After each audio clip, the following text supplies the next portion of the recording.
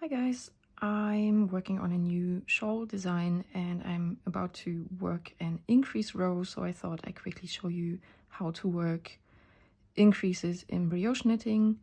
As you can see here, we've got a 2-stitch increase and then several 4-stitch increases, and I'm going to show you how to do this. This method is the most commonly used one in brioche knitting. You work into your brioche knit column with your increases, and they're always worked in pairs.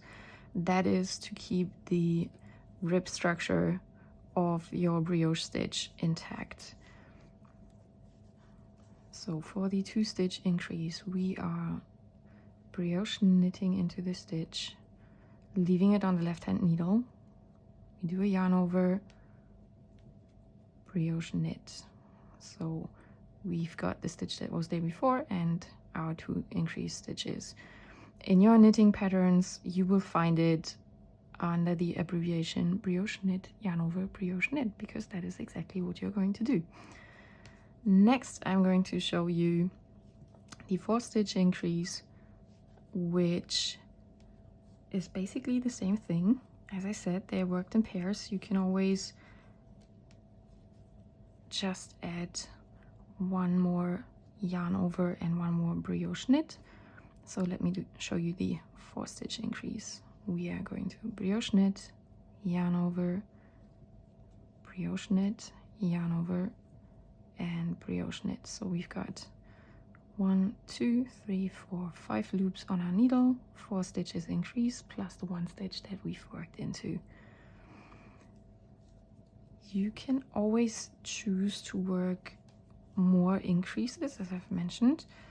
The only thing you need to be aware of is that if you knit 2, 4, 8, 16, 32 increases into that 1 stitch, that little hole here where you work into the stitch is going to grow. You can use that as a graphic detail for your design. I think this is really nice. I love doing this.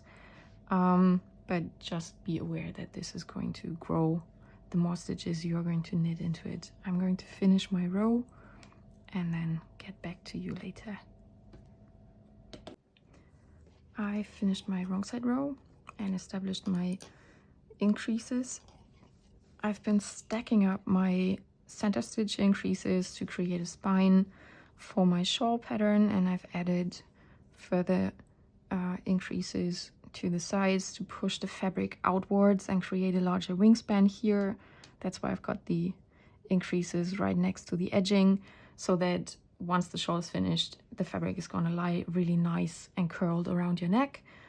Depending on where you place your increases in the columns of your previous increase, you can really move the flow of your fabrics around. So if you place it into the right hand column, you push it more to the right, and opposite to the left as well. And you can really create interesting dynamics and very, very graphic patterns with this. This particular pattern is going to take some time until it gets to you. However, if you want to get some practice in, hop over to my Ravelry shop and check out my Opposites Effect cloche. You've got plenty of 4-stitch increases stacked on top of one another to practice on, so you're never ever going to forget how to work these increases ever again. This is also packed with different brioche techniques, so if you want to get started on knitting brioche, or if you want to do a little refresher, this is the perfect pattern to do that with. You've got some Tilde Brioche, you've got your increases, you've got 2-color brioche, you've got short rows in 2-color brioche. So plenty of things to either learn or to get a refresher on. I'm going to put the link down below in the description box, or you can find it in my bio on my Instagram account. That is all for this week. I hope you enjoyed this tutorial and you're going to have a good time. Until we see each other again next time, happy knitting.